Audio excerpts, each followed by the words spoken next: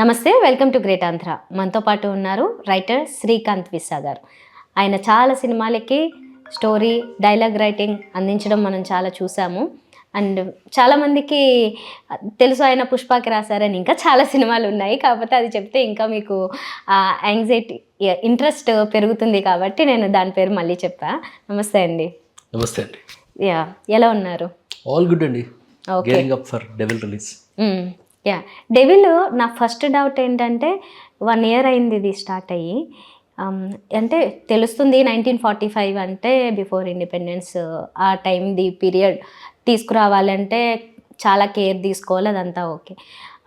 దానివల్లనే లేటా, ఇంకేమన్నా కారణాలు ఉన్నాయా?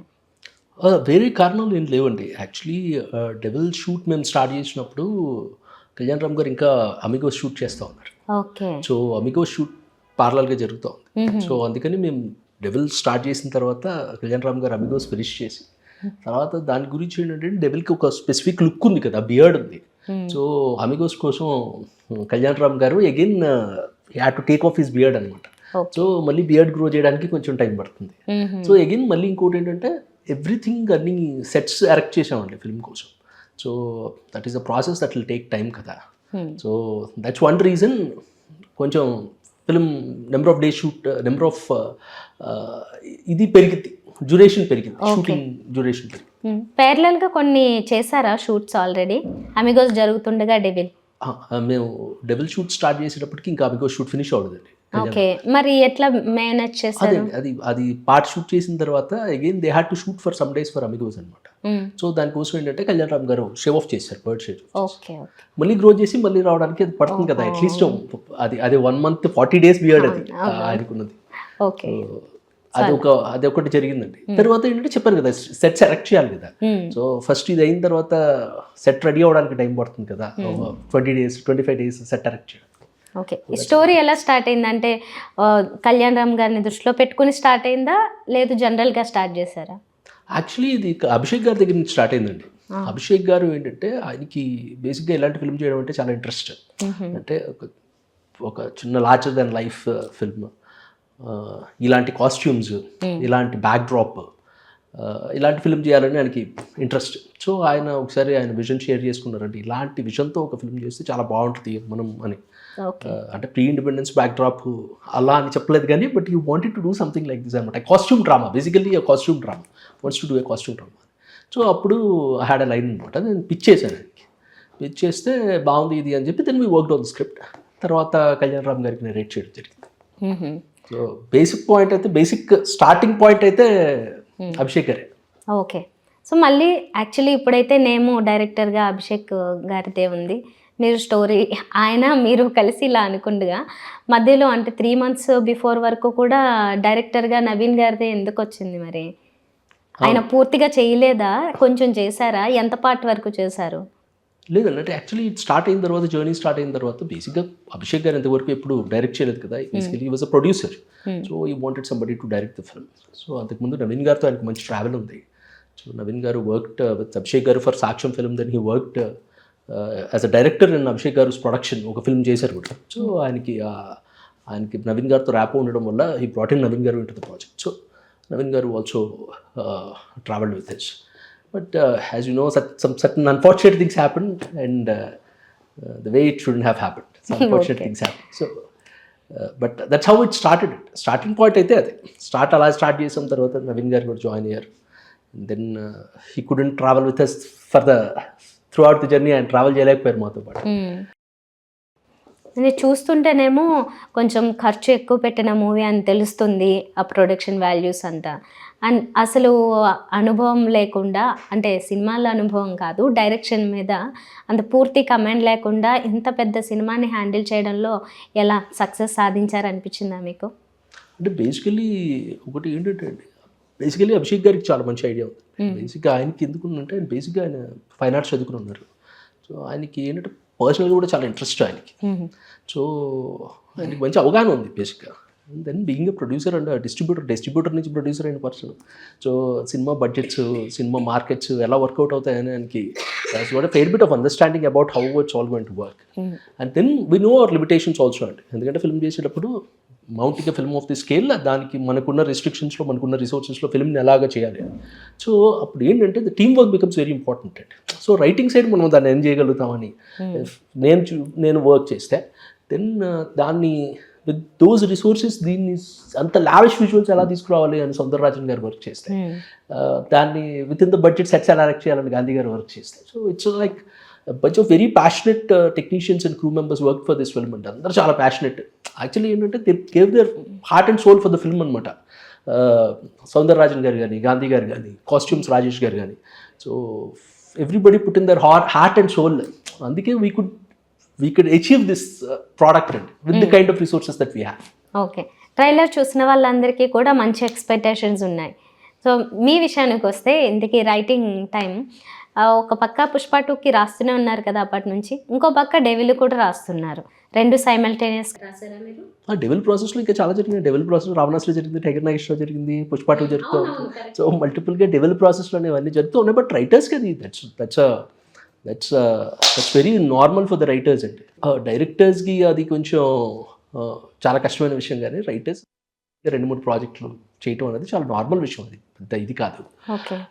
బట్ డెవిల్కి కొంచెం we had to put in that extra time and effort అనమాట, because this is a very special film for all of us. Okay, ఏంటి మీకు టఫ్ జాబ్ ఏంటి ఇందులో? టఫ్ జాబ్ అంటే ఏం లేదండి, it's very different kind of story in the first place. అంటే మనం రెగ్యులర్గా చూసే కమర్షియల్ సినిమా స్టోరీ కాదు, very different kind of story. And still we have to make it commercial. అంటే సినిమా సక్సెస్ఫుల్ అవ్వాలి, రెవెన్యూస్ రావాలంటే మనం దాన్ని స్టిల్ కమర్షియల్గా సినిమా చేయాలి. So that's one of the biggest challenges. నాకు ఇక్కడే ఒక ఏంటనాలి కాంట్రడిక్షన్ కనిపించింది. యూజువల్గా రైటర్స్కి ఈజీ అంటే ఏదైనా కొంచెం కమర్షియల్ స్టోరీ రాయడంలో ఏదో ఫైట్ సాంగ్స్ లేకపోతే ఒక లవ్ స్టోరీ ఇలాంటివి పెట్టేసి రాసేయడం అనేది కొద్దిగా ఈజీ అవుతుంది. ఇప్పుడు ఇలాగా థ్రిల్లర్, ఈ థ్రిల్లింగ్ ఎలిమెంట్స్ అవి మిస్ అవ్వకుండా కొంచెం అది నడిపించడం, ఇవన్నీ అలాంగ్ విత్ లవ్ అన్నీ ఉన్నాయి. సో అది రాయడం అంటే కొంచెం టఫ్ అవుతుంది కదా, ఎక్కడ లీక్స్ రాకుండా చూసుకోవడం అదంతా. సో మీరు ఎక్కువ శాతం అయ్యే రాస్తున్నారు కదా, బ్రెయిన్ పెట్టాలి కదా, చాలా కష్టమే కదా. కమర్షియల్ సినిమా రాయడం ఛాలెంజింగ్ అనిపిస్తుంది.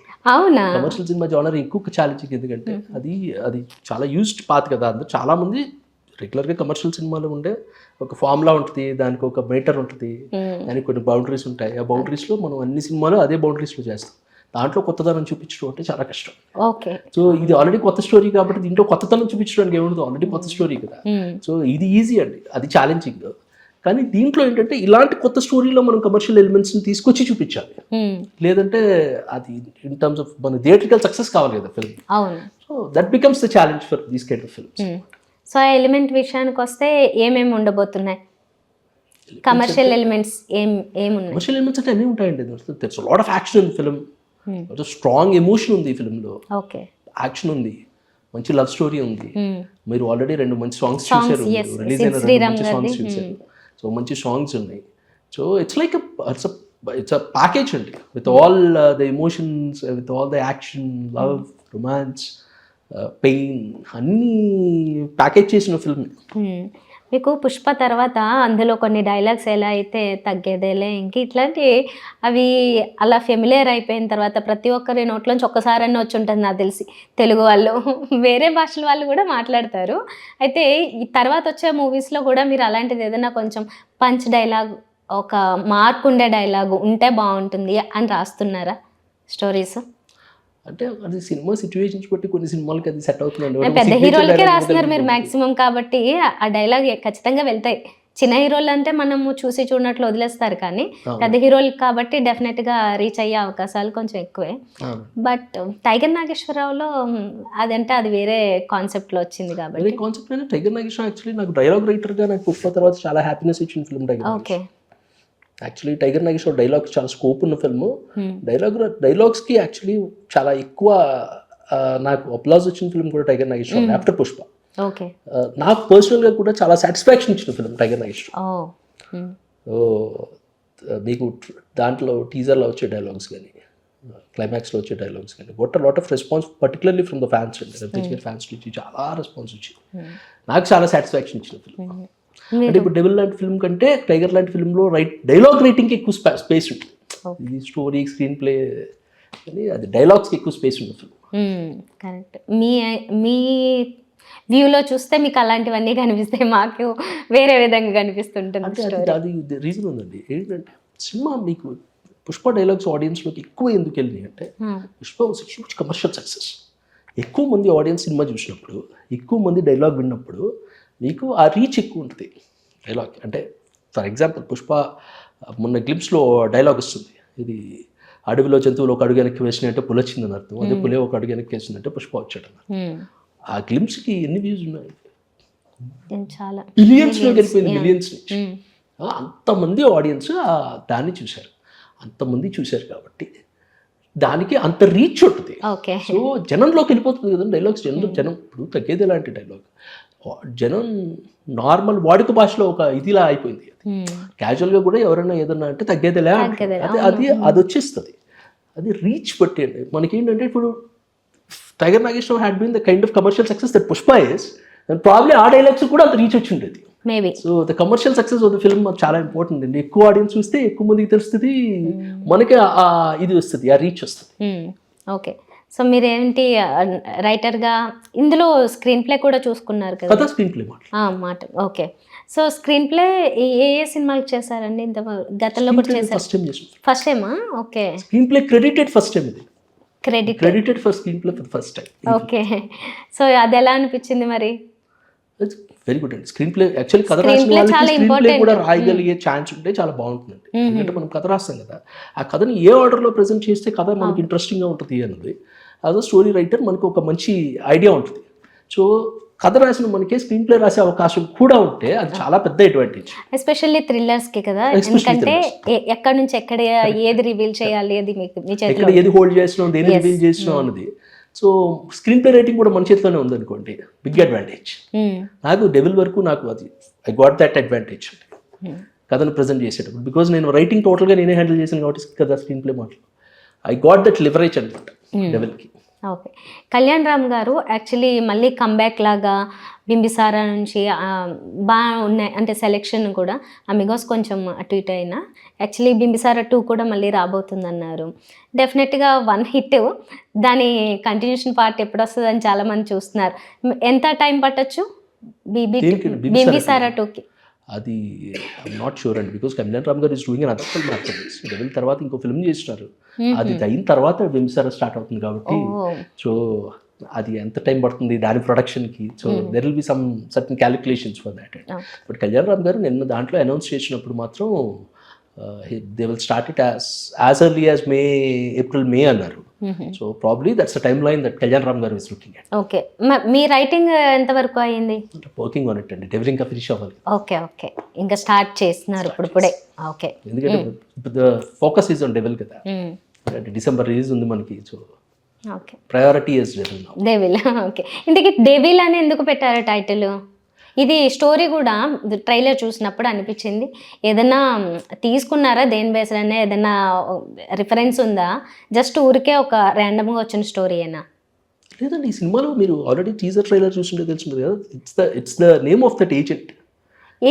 Secret agent in the film. అతను సీక్రెట్ ఏజెంట్ ఒక కోడ్ నేమ్ ఉంటుంది కదా, so code name is devil. Okay.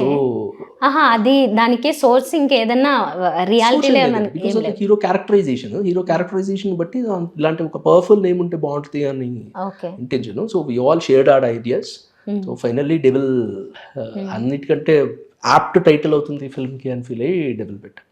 But that's his name అండి. And another unique thing about this film is hero అసలు పేరు ఏంటి అని సినిమాలో ఎక్కడ మీకు రివీల్ అవుతుంది. ఓకే. సో ఈస్ డెవిల్ అంతే, Devil is his code name. Secret agent అలాగే ఉండిపోయాడు. ఇది కూడా 2 వస్తుందా? సారీ అండి, 2 డెవిల్ 2. లెట్స్ సీ అండి like how Devil goes and then. But as of now Devil is a complete story అండి. మనం ఎక్కడ ఆపట్లేదు, పార్ట్ 2 కోసం ఆపటం అలాంటిది ఏం లేదు. It's a complete story, will tell the entire story now. Let's see అండి how it goes after that. Okay. ఇప్పుడు people ఎలా ఉన్నారంటే ప్రేక్షకులు వాళ్ళకి కంటిన్యూస్గా చాలా ఇంట్రెస్టింగ్గా స్టోరీ నడుస్తుండాలి, ఎస్పెషల్లీ ఇలాంటి థ్రిల్లర్స్ లాంటివి. సో ఆ ఎలిమెంట్స్లో మీరు ఎంత జాగ్రత్త తీసుకున్నారు, రివీల్ అవ్వకుండా, స్టోరీ గెస్ చేయడానికి వీలు లేకుండా? జాగ్రత్త అంటే ఏం లేదండి, అంటే బేసిక్గా మనం ఇచ్చే ప్రమోషన్ మెటీరియల్ నుంచి గెస్ట్ చేయాలి ఆడియన్స్ బేసిక్. అండ్ హీరోయిన్ నుంచి వేరే ఏ యాక్టర్ నుంచి కూడా ట్రైలర్లో డైలాగ్స్ వదలలేదు. వాళ్ళ నుంచి ఏదన్నా అంటే మనకి గెస్ట్ చేయడానికి ఏమన్నా అవకాశాలు ఉన్నాయా అనుకుంటే ఎవరి నుంచి ఏమి వదలలేదు. అంటే ఈ actually 2 things about the film అండి.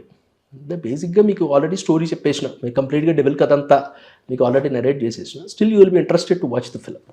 ఫిల్మ్కి ఆ ఎలిమెంట్ ఉంటుంది.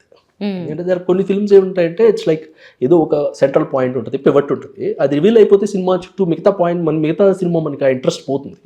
But devil is a kind of film where even if you reveal the main plot of the story, still you will be interested in watching the film. At least మీకు తెలిసినా చూడాలన్న interest వస్తుంది సినిమాలో. So it's that kind of a film అండి. But బేసికల్గా ఇది ఏంటంటే ఇలాంటి సినిమాల్లో మనం ఆ కోర్ ఎలిమెంట్ ఏదైతే ఉందో అది రివీల్ చేయలేము కాబట్టి టీజర్లో ట్రైలర్లో వి టుక్ ఎనఫ్ ప్రికాషన్, అది బయట పడకుండా తెలియకుండా. That's what we did. ఆ ట్రైలర్లో చూసినప్పుడు ఏంటంటే కొంచెం అనుమానం ఇద్దరి హీరోయిన్ల మీద కలిగేలా కూడా కొద్దిగా ఏదో చేశారు. ఎలా ఉందండి? ఇద్దరు హీరోయిన్స్ మీద కూడా ఏదో డౌట్ వచ్చేలాగా కొంచెం అనిపించింది. సంయుక్త మీనన్ అలాగే మాల్విక నాయర్, ఆవిడ ఎక్కువ గన్ పట్టుకుని ఏంటో చేస్తున్నారు మొహంలో సీరియస్ ఎక్స్ప్రెషన్తో. సో ఏం జరగబోతుంది, వాళ్ళు ఏం చేస్తారు అనేది తెలియట్లేదు. బట్ హీరోయిన్ పాత్రలు ఎంతవరకు ఉంటాయి? రెండు చాలా ఇంపార్టెంట్ ఫిల్మ్ క్యారెక్టర్స్ అండి. Samyuktha character is definitely the main lead in the film, main female lead in the film. So చాలా very interesting character, powerful character అమ్మాయిది. తర్వాత మాల్విక నాయర్ అయితే లైక్ కంప్లీట్గా మీరు ఒక ట్రాన్స్ఫర్మేషన్ చూస్తారు అంటే with the kind of films that she did before that. మొన్న ట్రైలర్ రిలీజ్లో కూడా ఆమె చెప్పారు కదా, అంటే ఒకేసారి ఛాన్స్ వస్తుంది మనకి, మనం టోటల్గా ఇమేజ్ని ట్రాన్స్ఫార్మ్ చేసుకునే ఛాన్స్ వస్తుంది. Devil is that kind of a film for me అని. సో మాల్విక నాయర్ గారికి 100% it's that kind of film అనమాట. Will see a very different Malvika Nair. And Samyuktha is also playing very very important role in the film. అంటే almost హీరోతో equal importance ఉండే character. The film runs around her. So very very crucial roles for both the actresses in the film. And costumes విషయంలో కానీ లేకపోతే మొత్తం scenes ఎక్కడెక్కడైతే shoot చేస్తారో ఆ ప్లేసెస్, వీటి విషయంలో ఎక్కడికి వెళ్ళారు మీరు ఎక్కువ శాతం షూట్కి? కారైకుడి అండి. బేసిక్గా ఏం చేసామంటే సినిమా అంతా రెడీ అయిపోయిన తర్వాత దాని ప్రొడక్షన్ డిజైనింగ్ ఎలా చేయాలి, సెట్ సెలెక్ట్ చేయాలా, లైవ్ లొకేషన్స్లో షూట్ చేయాలా అనుకున్నప్పుడు so we travel to Karaikudi అండి. సో కారైకుడి వెళ్ళి కారైకుడి మొత్తం లొకేషన్స్ అన్న రిక్కి చేసి నేనే 2 సార్లు వెళ్ళాను కారైకుడికి. సో అండ్ ఇంకా మన ఆర్ట్ డైరెక్టర్ గాంధీ గారు, సౌందరరాజన్ గారు అయితే చాలాసార్లు వెళ్ళారు. సో వెళ్ళి లొకేషన్స్ అన్ని చూసుకొని, so Karaikudi majority of the shoot అక్కడ లైవ్ లొకేషన్స్లో చేస్తే బాగుంటుంది అనిపించింది. And Karaikudi is a beautiful place అండి. అంటే ఇట్స్ లైక్ మీరు ఆ టౌనే it's as if it's frozen in 1945 ఎలా ఉంటుంది టైంలో, ఏదో 1945 ఫ్రీజ్ చేసి వదిలేస్తే ఎలా ఉంటుందో అలా ఉంటుంది ప్లేస్. Beautiful place. సో ఒక 35 days schedule if I remember more than 30 days అంటే అక్కడే చేసాం కారైకుడిలో. సో మెజారిటీ ఆఫ్ ఇంటీరియర్స్ అంతా అక్కడే.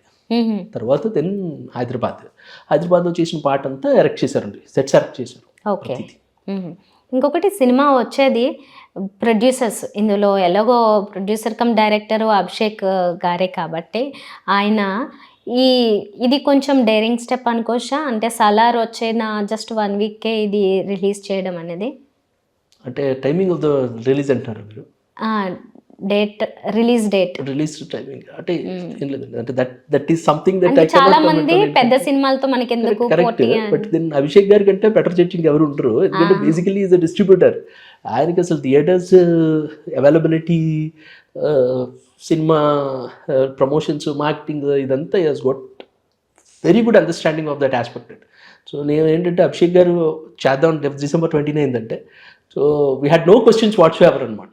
ఎందుకంటే ఆయన కరెక్ట్ డెసిషన్ తీసుకుంటారు. ఎందుకంటే ఆయనకి బికాస్ ఎస్ 100% మంచి అండర్స్టాండింగ్ ఉంది ఆ ప్రాసెస్ మీద. ఆయన డిస్ట్రిబ్యూషన్ బ్యాక్గ్రౌండ్ నుంచి వచ్చారు కదా, ప్రొడ్యూసర్ అంటే distributor and also the director of the film. కాబట్టి ఆయన కూడా ర్యాష్ డెసిషన్స్ తీసుకోరు కదా, because is also the director. Cinema success ఆయనకి చాలా ఇంపార్టెంట్. అవును, రైట్, కరెక్ట్. ప్రొడ్యూసర్ గా, డైరెక్టర్ గా కూడా. అండ్ కళ్యాణ్ రామ్ గారికి కూడా సమ్ లక్ ఎక్కడో ఉందండి. ఇంతకు ముందు నాకు ఎగ్జాక్ట్ నేమ్ గుర్తులేదు, కానీ ఆయన ఇలాగే పెద్ద సినిమాలు లేకపోతే కొంచెం ఇంపార్టెంట్ టైంలో వేరే 2 పెద్ద సినిమాలతో తలపడుతూ వచ్చి హిట్ కొట్టారు. ఏదో సినిమా అట్లా గుర్తుంది కానీ సినిమా పేరు గుర్తులేదు. బట్ ఆయనకి కూడా ఉంది అది లక్. సూపర్ అండి అది. That we hope we wish that it works out like that this time. Festival time అనుకుంటా అది.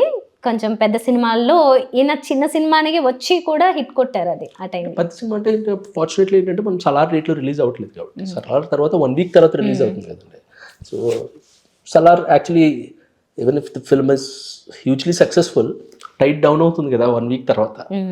Then we can always have confidence on our product also. ఆ వీక్ లో చూసిన వాళ్ళు నెక్స్ట్ వీక్ చూస్తారు వస్తారు ఇంకా. అంటే ఇప్పుడు సలార్ సేమ్ డేట్ కి రిలీజ్ చేస్తే that's a different thing. Obviously I know that Salaar is a huge film. But next week కాబట్టి ఇన్ అవే వీఆర్ సేఫ్ అని మా ఫీలింగ్. బట్ దెన్ అభిషేక్ గారు మీరు ఈ క్వశ్చన్ అభిషేక్ గారిని అడిగితే మీకు he'll give you all the pros and cons అనమాట. ఇది డెసిషన్ తీసుకోవడానికి ఉంటాయి కదా, ఒక 100 ఫ్యాక్టర్లు ఉంటే అన్ని ఫ్యాక్టర్స్ చెప్తారు. He knows it very well, he knows that craft. So నేను ఈ క్వశ్చన్ అడగద్దు అయితే ఆయనకి అన్నీ తెలుసు కాబట్టి. ఓకే, అదే అయితే ఇప్పుడు one person is an expert in that field అనుకోండి, ఇంకా మనం క్వశ్చన్ చేయకూడదు ఆయన డెసిషన్. రైట్. సో మీకు నచ్చింది ఏంటి? మీరే రాశారు, మీరే స్క్రీన్ ప్లే చేశారు, అంతా ఓకే. మీకే బాగా ఇది చాలా బాగుంటుంది అని అనిపించిన సీన్ కానీ లేకపోతే ఆ సిచ్యువేషన్ ఎక్కడ రావచ్చు, ఏదై ఉంది? సెకండ్ హాఫ్లో ఒక యాక్షన్ ఎపిసోడ్ ఉంటుందండి. ఓకే, ఇట్స్ లైక్ అంటే అందరం కళ్యాణ్ రామ్ గారికి కూడా నరేట్ చేసినప్పుడు చాలా ఎక్సైట్ అయ్యారు. And even one we were shooting that part అందరూ చాలా ఎక్సైట్ అయ్యాం. అభిషేక్ గారు చాలా ఎక్స్ట్రా ఎఫర్ట్ తీసుకున్నారు, ఎందుకంటే he knows that is the scene or then episode. ఆ episode it will take the film to the next level. అందుకోసం హ్యూజ్ సెట్ డైరెక్ట్ చేశారు యాక్చువల్లీ. దానికోసం అన్నపూర్ణ స్టూడియోలో 13 days 14 days షూట్ చేసాం. ఇక్కడ ఒక హ్యూజ్ సెట్ డైరెక్ట్ చేసాం దానికోసం. Okay. So and Venkat master action episode అంతా చాలా బ్యూటిఫుల్గా హ్యాండిల్ చేశారు. So it has come out really well and really excited. And audience ఎలా రిసీవ్ చేసుకుంటారు ఇప్పుడు దీన్ని, స్క్రీన్ మీద ఆడియన్స్ చూస్తే ఆడియన్స్ రియాక్షన్ ఎలా ఉంటుంది అని వెయిటింగ్ ఫర్ ఇట్ అనమాట. స్క్రీన్ మీద ఎలా చూస్తాను. ఓకే, మీరు ఒక ఇండివిజువల్గా అంటే ఒక రైటర్గానే మీ సినిమాని చూస్తూ ఉంటారా, ఆడియన్గా కూడా చూస్తారా? ఎందుకంటే మీ రైటింగ్కి లేకపోతే డైలాగులు బాగా రాశారు, ఈ పేరు వస్తే చాలా సినిమా హిట్ అవ్వడం కూడా మీకు కావాలా? డెఫినెట్గా కావాలి. సినిమా హిట్ అయితే నేను ఎనీథింగ్ అండి. మన క్రాఫ్ట్కి పేరు రావాలంటే సినిమా హిట్ అవ్వాలంటే, సినిమా హిట్ అవ్వకుండా మన క్రాఫ్ట్కి దేనికి రికగ్నిషన్ రాదు. 100%. అదే మనం ఇందాక కాన్వర్సేషన్ అన్నాను కదా, పుష్పకి అంత రీచ్ వచ్చింది అంటే because the film is a commercial success. Tiger Nageswararao అంత కమర్షియల్ సక్సెస్ కాకపోవడం వల్ల ఆ డైలాగ్స్కి అంత రీచ్ రాలేదు. సో మన క్రాఫ్ట్ సక్సెస్ అవ్వాలంటే సినిమా హిట్ అవ్వాలంటే, సినిమా హిట్ అయిన సినిమాకి మనం చాలా చిన్న కాంట్రిబ్యూషన్ చేసినా ఎక్కువ పేరు వస్తుంది. మన సినిమా వర్కౌట్ కాకపోతే ఆ సినిమాకి కథ, మాటలు, సంగీతం, కొరియోగ్రఫీ, సినిమాటోగ్రఫీ అన్నీ మనమే చేసినా దానివల్ల ఏ ఉపయోగం ఉంటుంది. So want the film to be successful. Even if my contribution is small, I want the film to be successful. That is more important. Okay, ఇది వరకు మీరు కొంచెం ఎక్కువగా మొన్నటి వరకు రవితేజ గారికి రాశారు, మళ్ళీ ఇంకేమన్నా ఉన్నాయా ఫ్యూచర్ ప్రాజెక్ట్స్ ఆయనతో? రవితేజ గారితో చేస్తున్నాం అండి. Again with the thing is going on. Okay, hopefully it will work out. I would love to work with Ravi Teja garu again for the next one. Story మీదేనా? అంటే cannot reveal the details now, ఎందుకంటే ఇప్పుడు ఇంకా అదంటే వర్క్ ఇన్ ప్రోగ్రెస్ కాబట్టి నేను details reveal చేయలేను. But love to work with Ravi Teja garu again. I've been in touch with him అండి. Tiger Nageswara Rao's release like before last month అయింది కదా. Ever since in touch with Ravi Teja garu. And hopefully everything will work out right for that. Okay, so మీ writing విషయంలో ఈ సినిమాలో అభిషేక్ గారికి నచ్చింది ఏది? కళ్యాణ్ రామ్ గారికి ఇందాక యాక్షన్ సీన్ అన్నారు, అందరికీ నచ్చిన సీన్ అంటే అభిషేక్ గారికి, కళ్యాణ్ రామ్ గారికి అందరికీ నచ్చిన సీన్గా అయితే అభిషేక్ గారికి బేసిక్గా నేను ఫస్ట్ ప్లాట్ చెప్పినప్పుడు like the idea of the plot is unique కదా.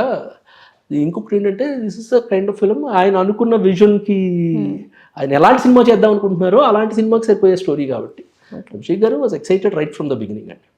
బట్ కళ్యాణ్ రామ్ గారికి నరేట్ చేసినప్పుడు మాత్రం I have to tell you, Kalyan Ram గారి ఫస్ట్ నరేషన్ అయిపోయిన తర్వాత కళ్యాణ్ రామ్ గారు బాగుంది కదా ఒకసారి హరిగారికి చెప్పమన్నారు. హరిగారు తెలుసు కదా, మన ఎన్టీఆర్ ఆర్ట్స్ హరిగారు.